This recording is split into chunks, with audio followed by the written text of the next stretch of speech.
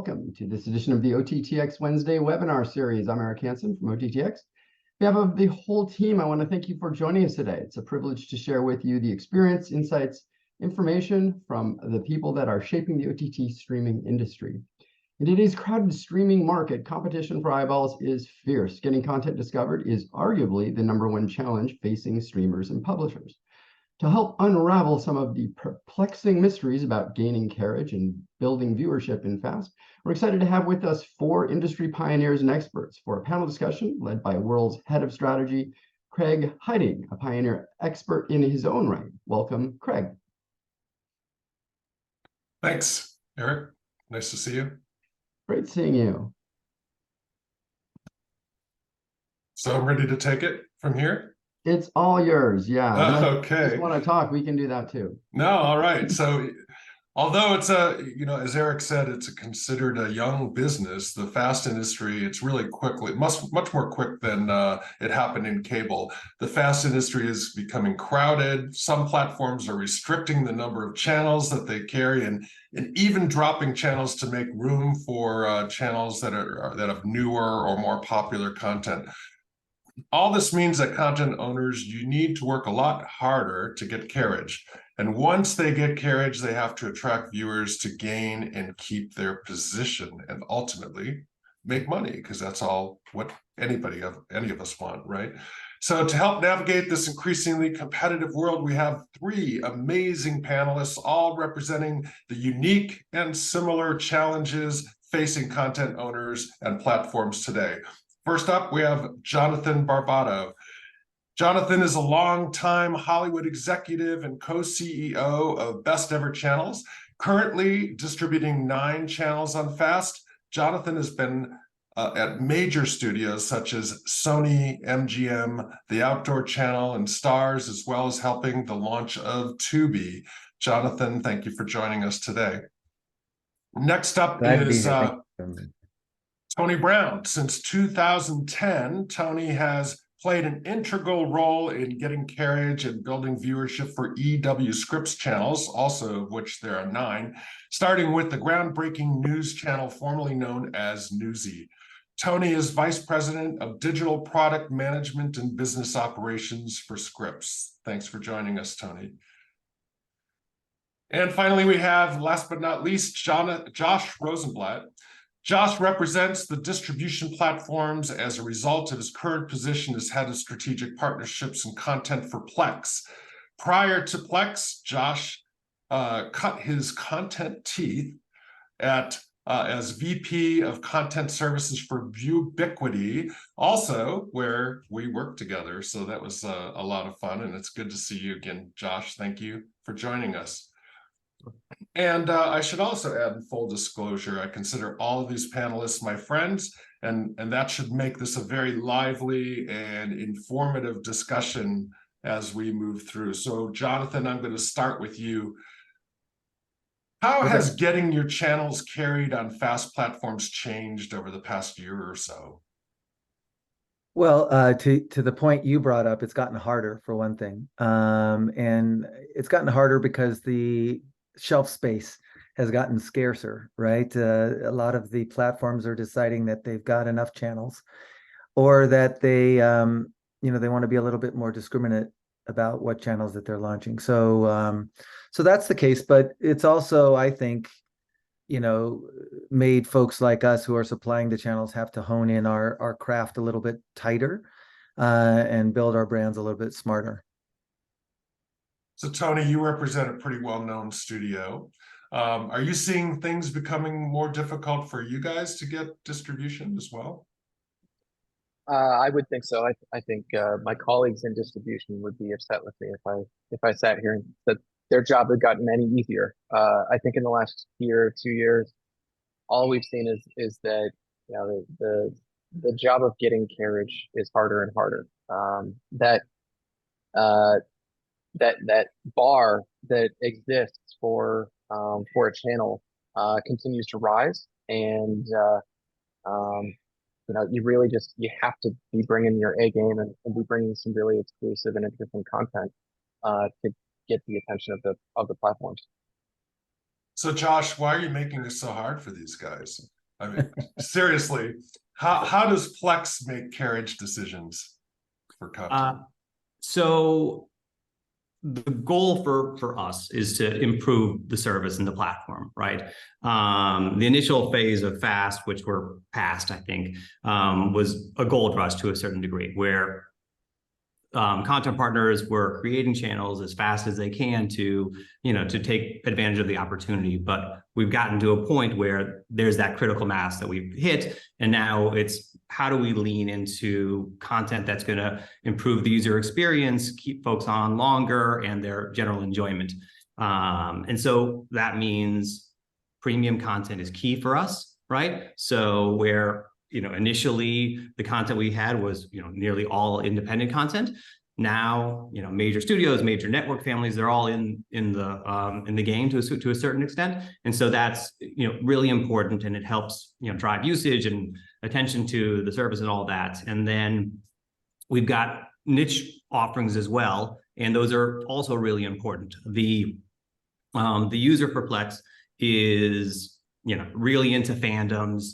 They're, obsessive about content and technology and all these different things, right? So it's a dynamic group. So there's lots of different segments that can be targeted and be successful, even if they're not, the huge brands that they just have to be focused in areas that, that our users are interested in. So Jonathon, does that change the way you licensing content for all of your different channels? Because you're the one who's putting this all together for best ever channels. How's what Josh said influenced? Yeah. Well, fortunately, it hasn't necessarily changed the way we're doing things, because we've always approached either niche fandoms or original content. And so what has shifted is we've had to put on our thinking caps and figure out how in this, closed economy of FAST do we find the funding to create original content and to constantly keep that content flowing. So it's not just about licensing what is out there, but also creating new content, which, for Spin, our music channel, with the Spin magazine brand, as well as with Wits, our comedy channel, we have studios attached. We're creating original content. We had to get creative. We had a sponsorship that we just finished in Montreal with Tito's Beverage sponsoring the Wits channel. So, finding the funding that serves multiple masters to create original content has been one of our approaches. And then with the niche content, as a marketer for many years now in TV, I've always found it easier when the audience does the work for you. So I'm out there, finding the influencers and the fans and to do the work for us for our content. I know that people want the content we have, and getting to know who those people are is going to help me get them to tell all their friends and so on. Yeah, Tony, you have a pretty successful channel with Ion, and there's a pretty good formula there. How do you keep fine-tuning that, which is, I think, arguably your most successful channel? How do you keep fine-tuning that to make sure that you keep it relevant and keep it exciting? Yeah. Well, so Ion is first and foremost, it's a broadcast channel. But what we found since we launched it just over a year ago is now we've got the wealth of digital audience data that we can bring in, and we can help inform how we schedule and how we program that channel. So I wouldn't say that we've made any major tweaks to the schedule based on the additional data that we're getting from broadcast or from digital and adding to our broadcast, our Nielsen data. But I would say that it does help fill in the edges of the picture for us. And part of what we have to make sure that we do to keep audiences up to date or interested or engaged is working really closely with the platforms themselves to highlight the content that we have. So just earlier this year, we started carrying WNBA games Friday night. You can find WNBA on Ion broadcast as well as on FAST. It's arguably some of the most prominent and biggest sports that are available for free in FAST. And we worked really closely with all the platforms to make sure that they knew that those games were going to be there, that they had opportunities to highlight them. We headed over all kinds of assets and artwork, and really tried to hand a promotional campaign to them, tied up with a really nice bow.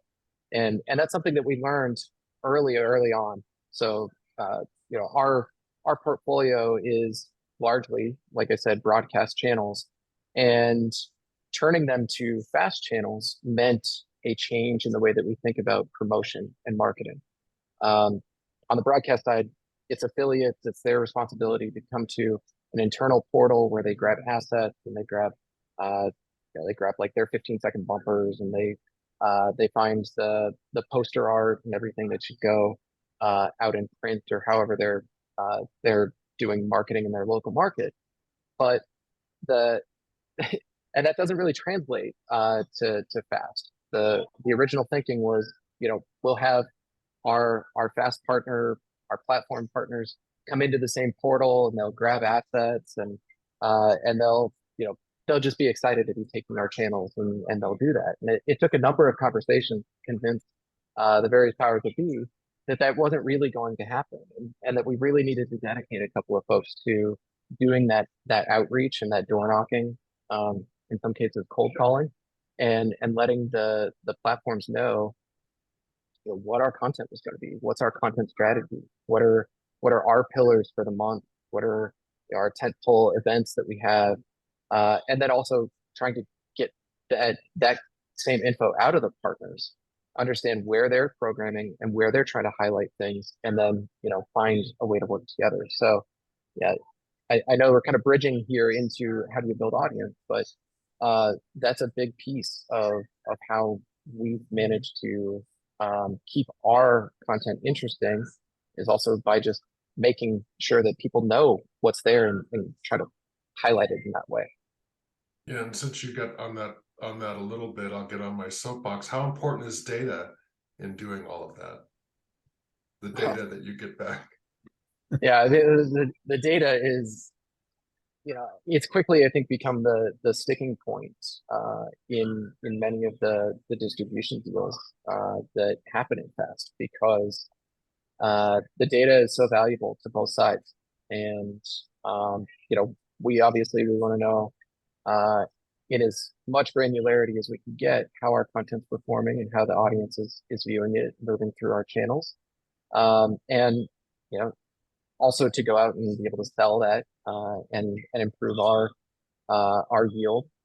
But there's also plenty of motivation for the platforms to hold on to that data and keep it close to their chest. So I can't stress how invaluable it is.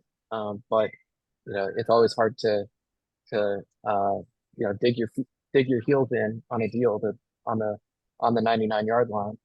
Yeah. I'm sorry, on the 1-yard line, and say no, like we need to readdress the data. Yeah, and we know that not all platforms are created equal in that regard. But Josh, you guys are pretty open about sharing. I'll speak for Josh for a second and just give him props, because Plex has one of the best data portals out there. In fact, they have a data portal, which is, first of all, a huge step that not everybody has. I get spreadsheets, or I get deposits in the bank, but I have a portal with Plex, and it's a pretty robust one. So props to you, Josh. And I think that I think that benefits all sides of the fence. But so, I'll stop. Yeah, like Josh, why is it important for Plex to be open and transparent with the data? I think it's interesting. Sure. So Plex is maybe the only platform that's not tied to another media behemoth. So we're an independent platform, right? And we don't produce content. We work with content producers, brand owners, and our goal is to find the best mix of content, build the best UI, all those things, and see a real partnership approach with the content partners. So we, from the beginning, we've always shared all of the data that we have with our partners, and our goal is to be able to leverage the data on our end, right? But allow our partners to do the same. And, we'd much rather have our partners be informed about the performance and be able to, come back to us with great ideas or, improve the channels versus us just locking it away. So I think, we're uniquely positioned in that to a certain degree, but it is, it's something that we definitely value. And I know it's important to all of our partners. Do partnership approaches, Jonathon, work the best in getting and maintaining viewers on your service? Partnership meaning between us and between streamers and you. Yeah, definitely. I mean, I've always believed in collaboration versus competition, collaboration, whatever they're calling it these days. But yeah, I mean, obviously the marketing team at Plex or any of the other platforms are going to be a lot more amenable to promoting my content if it's also the content that they're promoting in general, or if I can create an event that pleases their audience in more ways than just, watch my channel. So collaboration is important, but I also am working to collaborate with other channel providers, even channel providers, especially channel providers with similar content. Because in my mind, if a fan is interested in that content, they're interested in that content no matter where it is. So why wouldn't we cross promote each other? Why wouldn't we, put together an aggregate promotional event that the platforms can then, instead of going to 10 of us for the same thing, we've gotten together, we've organized it for you. And so we're at the beginning stages of that, but I think that that's going to have a so huge. That's kind of, coming from broadcast and all my years in cable, and that's kind of a out there thought process, Jonathon, because I can't even imagine that this would have been like, been cross promotion between ABC and NBC and CBS. Totally. I mean, look I worked for Sony and Warner. I mean, it's not the corporate mentality, but I've also owned a digital agency and worked with online marketers. So you have Tony Robbins and Jack Canfield and people like that forming joint ventures where they're not only sharing lists of customers to promote each other's products, which by the way, they pay each other a commission for, but they're also actually organizing in such a way. They have an event, they have an association where they share the ideas in marketing of what's working, where, oh yeah, we tried this technique and we got 6% response rate. You should be doing the same thing. And they train each other. And you know what? These are not, these are people who are all about the bottom line, but it works. It works to collaborate. So I think in TV, we haven't had the opportunity. It was either broadcast, so it was over the air, so you never could talk to your audience, or cable just took the audience under their wing. You couldn't talk to them directly. So finally, for about, I don't know, 5-6 years now, we've had the opportunity to talk directly to the audience. I think television marketing is getting a lot more sophisticated because of it. Is that thought process influencing you, Tony? I don't think we're quite there yet. I think I think we have, because our content just doesn't fall into the same kind of niches, or at least our channels don't. I don't know if we're kind of like subscribed to the same the same thought process, but I will add on to what Jonathon said there and just say that TV marketing has become a much more sophisticated business, and and there's a lot of products out there that you can pay for, and I'll drop the Wurl product. There's content discovery that they offer, and we're a customer of, but there's so many different ways for you to market your channels, and obviously there's paid acquisition that you can do. Anymore, the user graph that exist, and that you can go out and you can buy Facebook ads for people who want to watch your the segment and find people who've tuned into your channel in the past and remarket to them. I mean, the cross-channel marketing abilities today are truly incredible, and the fact that there's plenty of attribution that goes with that too. So you can actually get a report back at the end of the day and say, wow, my X number of dollars resulted in X number of hours of viewing, and by the way, here's the ROI on that. Well, And that's the difference, right, from the old days right, where you just cross-promoted and you the only result you saw is the increased viewership, and you don't know where the promotion was working or where it wasn't working. Now you can actually know where is working best, where I can go and get the customers that's best. I think that's quite a difference and should be using that to our advantage, right? Absolutely. yeah, I think so. You know, and the nice thing about digital attribution too is you can run more than one campaign at a time and start to understand what's actually driving people. So you know, in the past you really only had to, you could change one thing at a time and measure that result. But now we can place 3 or 4 different bets and see what the outcome of those bets are. And it just informs our decision making for the next round. And we think about, we're starting to, I don't know if everyone does, but we're starting to think of our business more like e-commerce and you know, following people around the web in the same way that you look at like a pair of shoes that, you know, you go and look at them on the Nike website and suddenly they're following you around Instagram and Facebook and Twitter and everywhere else, or I should say X. You know, we think about our business in as you know, any other kind of like e-commerce business in that way. Yeah, Josh, what Direct kind of response. innovative things are you guys doing to help content owners or channels get viewership?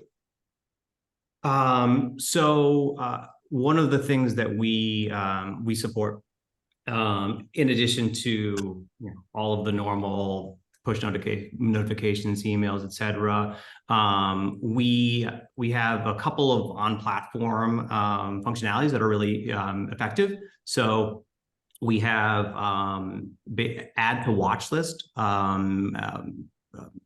functionality that if you run a spot for a movie or a series, we can have a little tag at the bottom. You hit add to watch list, it puts you into your Plex watch list, and our watch list covers all content across the board. So driving a watch list behavior that's not necessarily even tied to Plex. So you could run a spot for the latest, you know, Warner Brothers movie, right? That we don't have yet, that's in the theaters, and that campaign drives users to add it to watch list. And then if you add it to the watch list, you know, you're something like 10 times as much likely to actually watch that, right? So you know, that's a really cool functionality, and it's something that we've been focusing a lot on that's not even necessarily associated with our content entirely. And it's the goal being to, you know, bring users in,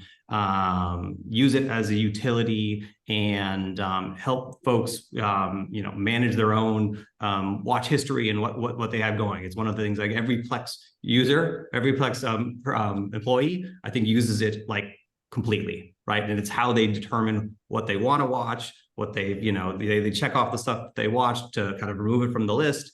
And we recently rolled out in beta internally community features, so I can see what, you know, my friends are doing, and you know, whether, you know, our coworkers have, how many people have added a show to their list, right? And when you know, you go to a new program and you see, oh yeah, this has been on, you know, 20 people's list, that's a really interesting and effective element to pushing you to say, okay, yeah, maybe I'll try watching The Bear or, you know, another program first. So you know, that's one thing that we're really excited about.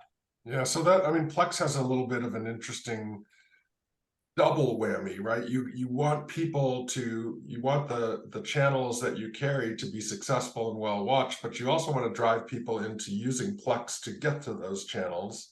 So you have to go both ways and really work at from a number of fronts. So it sounds like you guys are doing some really interesting things to get more people.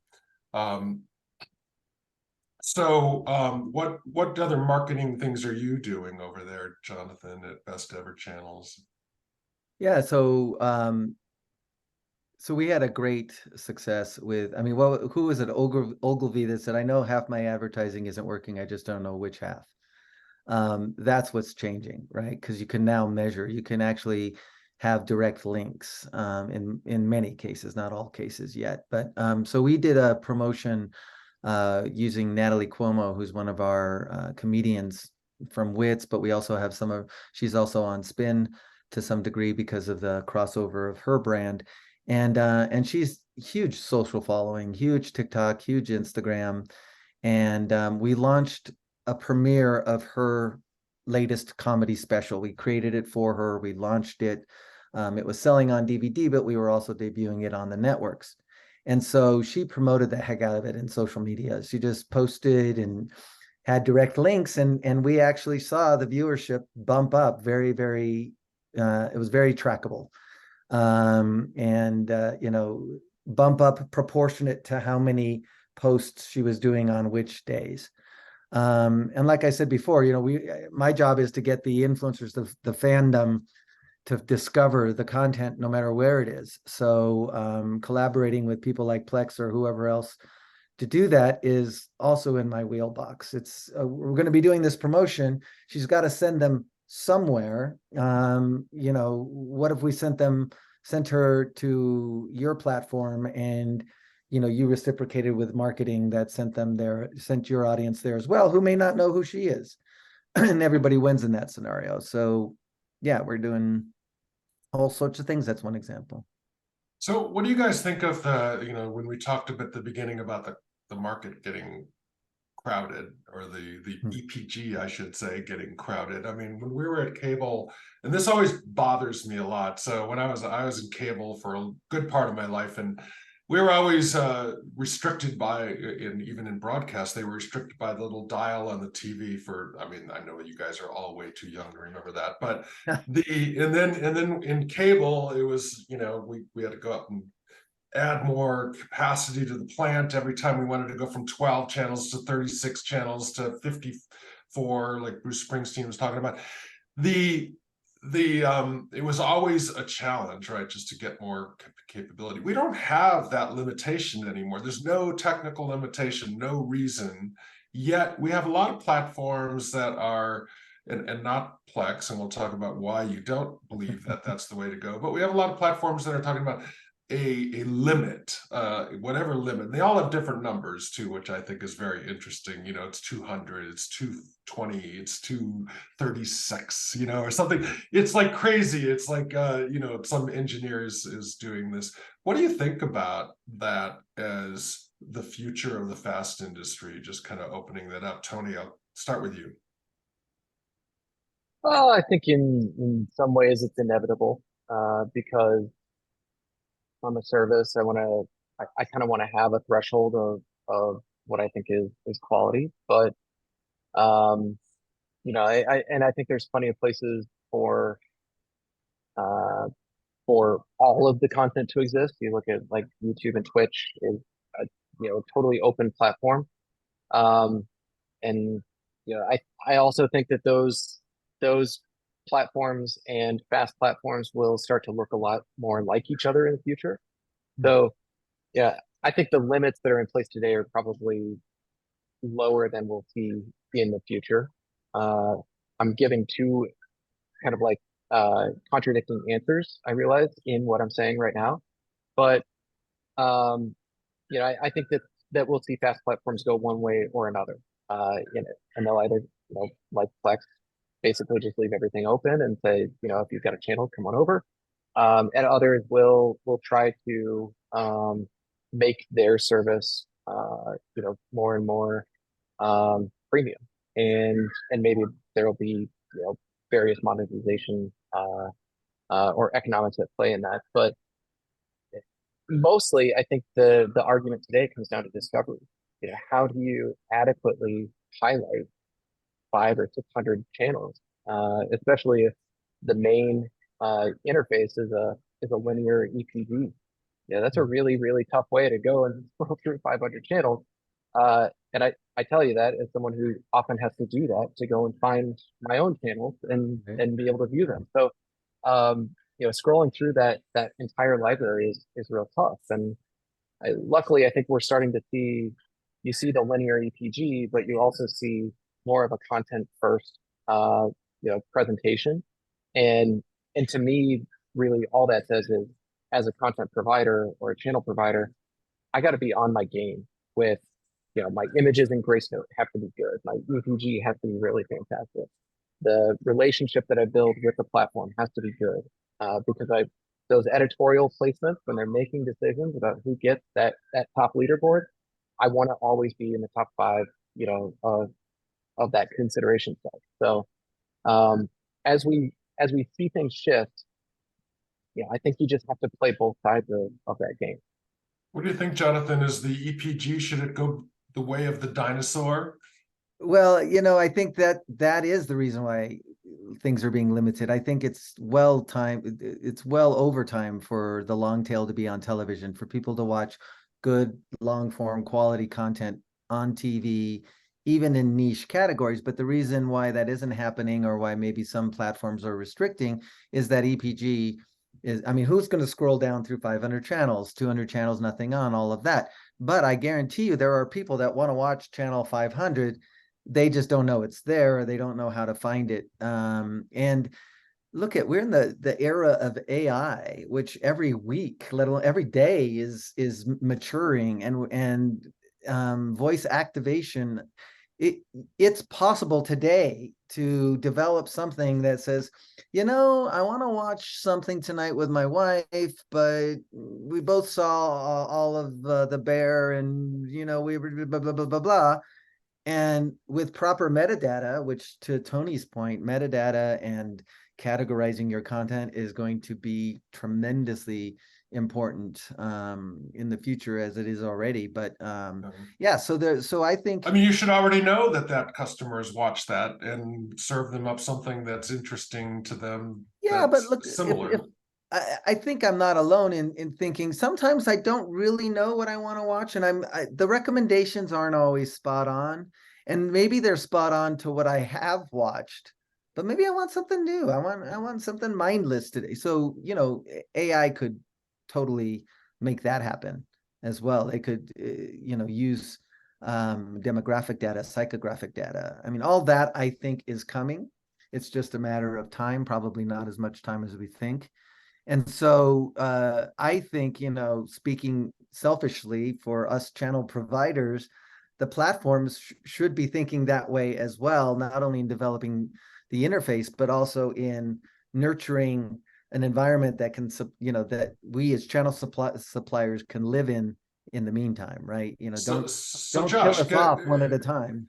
What about getting rid of the EPG and letting viewers using AI and recommendation and things like our content discovery to bring the customers to the content they want and let them build their own lineup?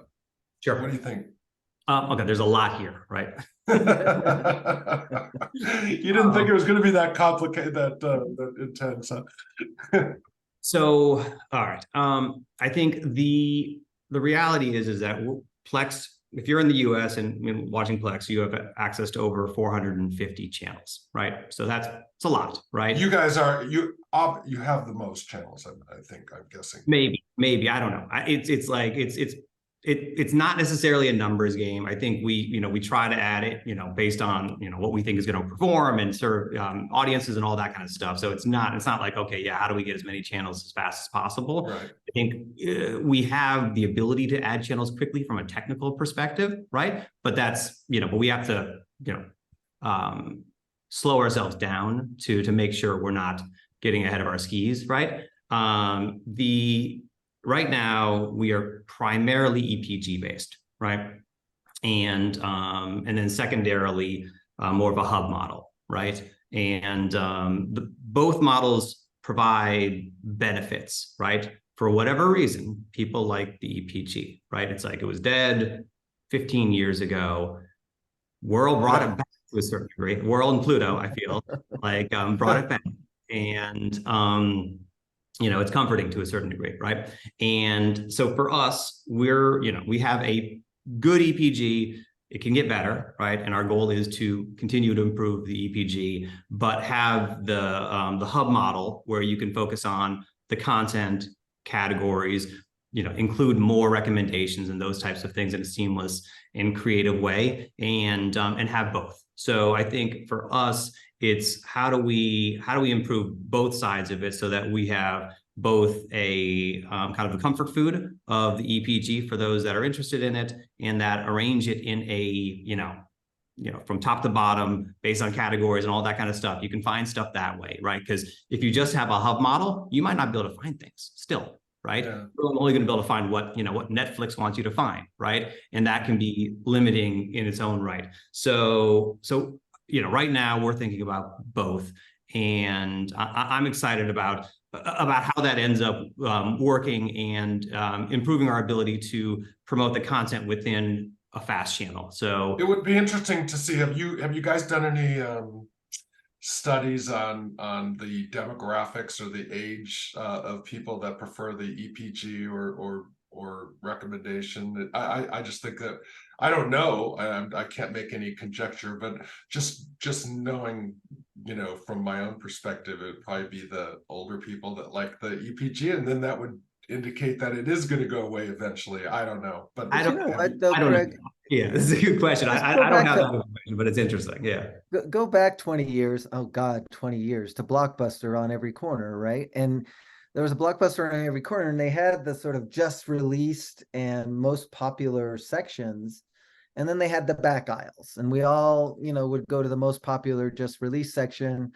And then I've seen that, or you know what, I'm into something new tonight. And you just go to the back aisle and you'd find it. And I think that's what the EPG is. It's the back aisle. It's I'm not really sure. I'm just going to cruise. And in that case, I don't want you to recommend something. I want to be able to have the freedom to know that outside of my past behavior, I can go in the back aisle and find that obscure title I never even thought of before. Well, and that's not just. Sorry. It's not just a sort of incumbent, OG mentality. That's not what made the back aisle. It's human behavior. It's people want what they want, and then they also want what they maybe don't know that they want. Just for the record, even though I'm old, I don't use the EPG. I get my kids recommend things, and then that's how I find them. But otherwise, I just gravitate toward exactly the position of the channel that I know I want to watch, and I put it on there, and I know that that's the channel I'll go to, and I don't really look at the EPG because it's such a time sucker, right? Because you don't have that much time to watch TV in the first place. Greg, I think you're touching on something though there. Do. Like I think the community aspect of TV, you talk about the way that you would watch. In fact, I mean, still, I think the way that many of us get recommendations for what to watch on TV is through people that we know. And I don't think that I'm a huge TV snob, but sometimes I'll look at the trending tray, and I'm like, what is this garbage? Like, who is watching this stuff? But if it was a friend that was recommending it to me, I'd probably give it a second look. And I think that that's another frontier for FAST and TV to really explore is getting TV back to a little bit more of its social roots. It used to be that we'd all watch must-see TV Thursday, and we go to work on Friday. We talk about it. And well, you're not old enough for must-see TV Thursday. I don't think. You know what? So I would watch it and I'd talk about it on the school bus. But but that still exists. I think that that's still happening. But it's it's so interesting the way we talk about TV now. It's cautioned. It's like, ooh, have you watched this show? Like, I don't want to give you any spoilers, so we're actually just not going to talk about it at all.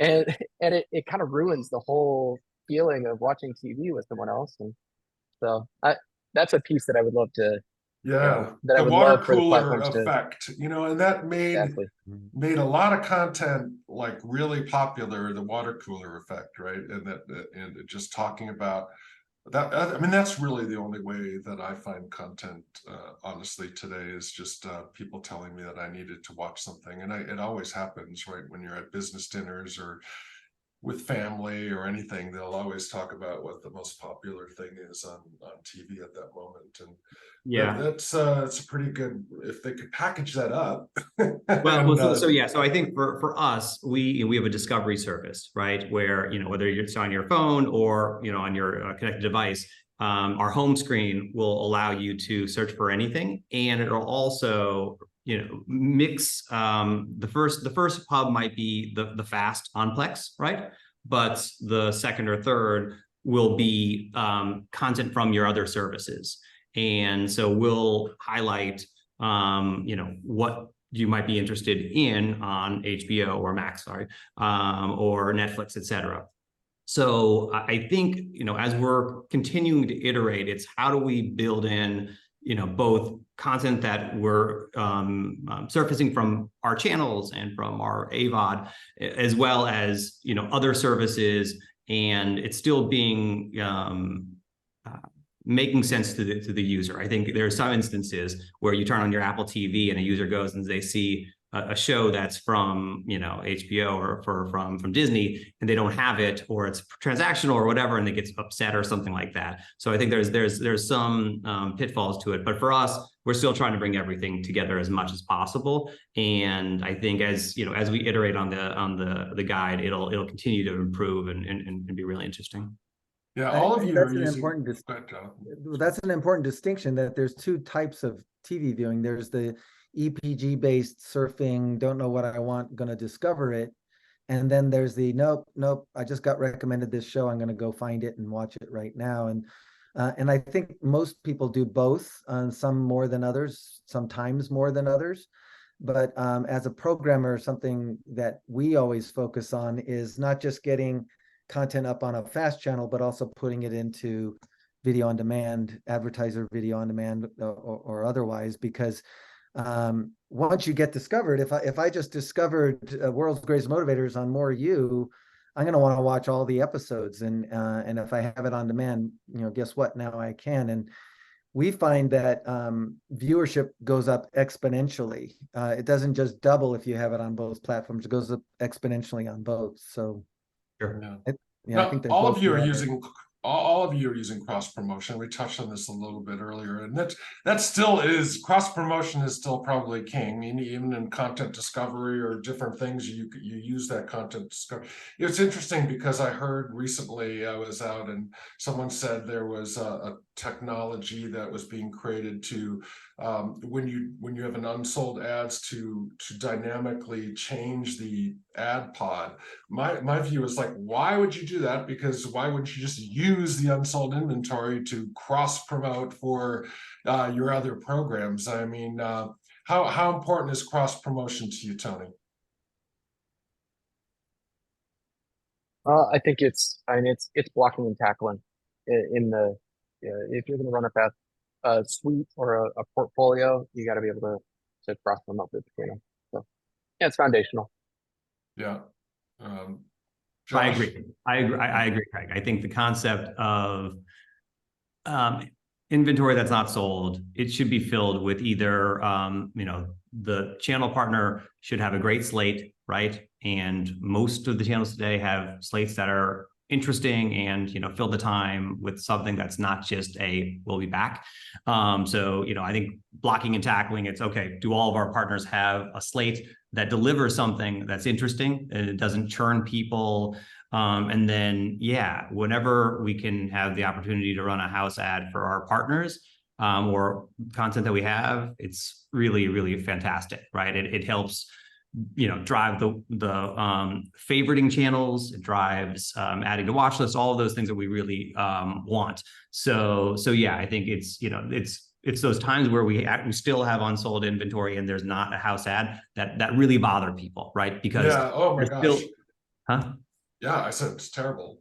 Yeah, well, and it's the nuances of inventory shares and other things. There's lots of different technical things that happen on a channel by channel basis that makes it kind of just a lot of stuff. So I think for us, it's how do we continue to 90-20, 90% attack the biggest usage providers and make sure the experience for all those is perfect, and then hopefully everything gets cleaned up in the meantime.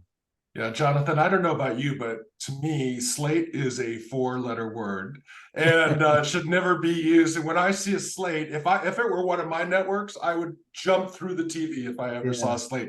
What do you think of, Yeah, no, slates? I entirely agree. I actually, being of the television background, that I had an adverse reaction when I first heard that was what some people were doing. I was like, well, why would you waste that valuable inventory? I actually go to the other end of it. Not only do I think that slate should be replaced with promotion, but I would love to see on every platform the ability to link directly to content. So if I'm putting up a spot or 30 seconds about another program, you should be able to click on that and go either to AVOD or to another channel and watch it right now, because we're in the world of instant gratification. So yeah, You're always coming up with these innovative ideas. I don't know that would well, this I technology don't think isn't. someone at Scripps wants someone to click and go to another channel. No, unless but it's their own. Scripps would be promoting another Scripps channel. Okay. Or a program that they're watching right then, that if you want to watch the whole season, if you want to see the whole season, click here now. You can continue watching the second half of this episode, or you can watch all of it. That's the kind of thing I'm talking about. I love your out of the box thinking, though. Jonathan, this is what moves the fast industry forward, right? And having people get out of the box. I think a lot of times I feel like, I'm an old cable guy, but I never want to stick with the old what's been done already. And it seems like a lot of times we look at just this being cable 201, and it's just it's maddening to me for a number of reasons.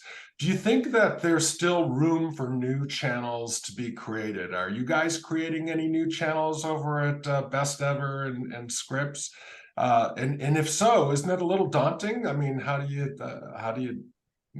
I would say our new content channel or new channel acquisition efforts are slowing down, but at the same time, I think there's underserved, fandoms out there, fandoms I've worked with before, whether it's outdoor or whatever. And I still think that there's content and content owners and content producers who just haven't figured out fast yet. And if we figure that out, and they're owners of fandoms, well, let's all get together and party on a platform. So yeah, it's slowed down, but I don't think that it's over. And there's always going to be new and underserved categories to work with. That's my approach. Yeah, cosign. I agree. I think there's still plenty of meat on the bone. I hate that expression, but I do think that there is. And I think the challenge becomes, as we've seen so much consolidation in media, you start to see fast not as this experimental thing where we're putting out a channel and maybe it'll lose a bit of money, but we're going to experiment with it. Now there's real P&Ls that go with these channels, and we're really trying to find margin in them, and it makes it harder to make some of those bets when you could just put that money into a channel that's already achieving. So, until prices of operating channels come down, which is crazy to say because it's so cheap to operate a channel today. But there's still a cost associated with running a 24/7 channel. Until those costs come down a little bit more, I think we'll continue to see that question of whether there's going to be positive ROI. Well, I mean, this is your time to pitch Josh right now, if you guys want to pitch him on any channels. Josh, are you open? Are you still open at Plex for new and innovative content? Of course. I think it all depends on what it is, and the productions, the values, the categories. A lot of the trends in Fast recently have been with single IP channels, right? So whether it's a single series or multiple series. I think there's a simplicity to fast, right? And to users being able to see Baywatch and they know what Baywatch is, right? The Baywatch channel serves, that specific need, and there's lots of examples of that, right?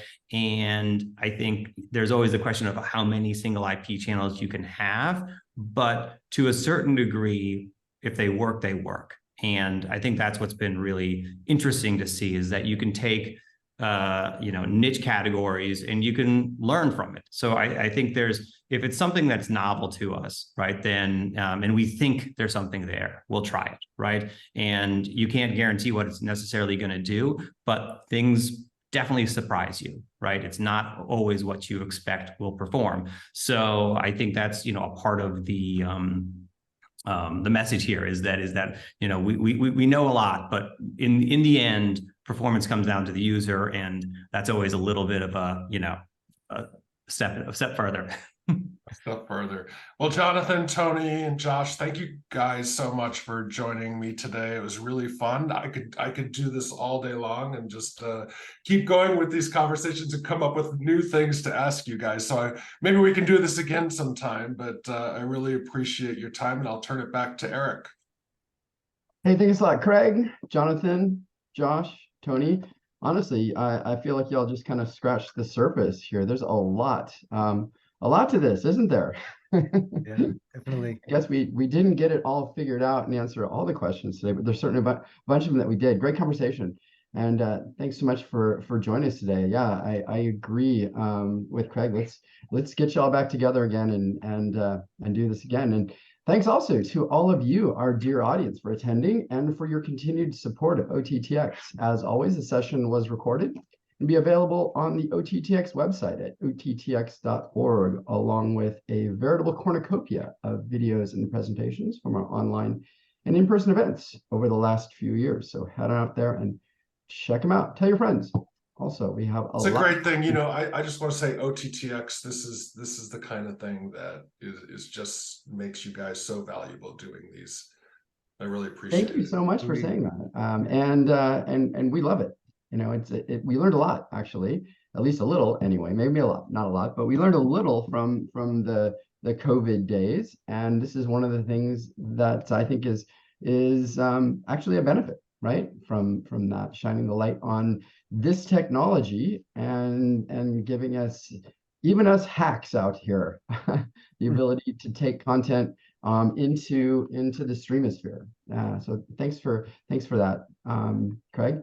I want to also mention that we have an upcoming event, OTT.X, one of our flagship events, actually, the OTT.X Summit on August 30th through the 31st in LA. It features 2 days of conference programming, workshops, exhibitor booths, meetings. We're going to do the Heroes of OTT.X Awards, breakfast, lunches, cocktail parties. So you want to be there. Join us and be part of the OTT streaming event for industry insiders. Jose is going to drop the link to our registration page into the chat right now, so you can register today. It couldn't be easier. So once again, I want to thank our esteemed panelists and everybody for being here. We're looking forward to catching up with you again in a week or so when we bring you the new and popular podcast, The Buzz. So check out our schedule of upcoming events online, and we'll see you all soon. Thanks. Thanks, everyone. Bye.